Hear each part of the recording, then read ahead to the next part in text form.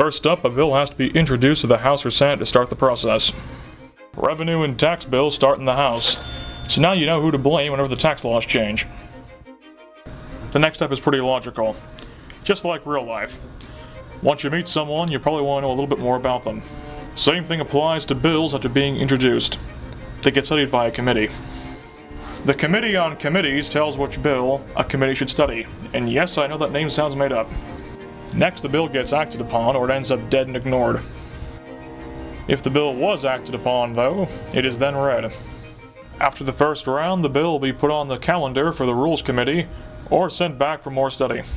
If green-lighted by the Rules Committee, the bill makes its way to the other chamber. It takes at least 3 rounds of readings to become a law, which basically means 3 rounds of arguing, debating, yelling, and screaming. It takes even more time if the other chamber happened to create a different version of the same bill. After getting accepted by both chambers, the bill gets sent off to the governor. Either he signs it and it becomes a law, or vetoes it and it's the end of the line for the bill. Should both chambers be able to get a constitutional majority, which is a fancy way of saying 50% plus 1, then they can override the veto and the bill becomes a law. Aren't you glad you are in a bill? Getting tossed back and forth between chambers and committees, listening to all the arguing and fighting, it's like a 3-ring circus. Sometimes maybe for the best if it never becomes a law, sometimes not.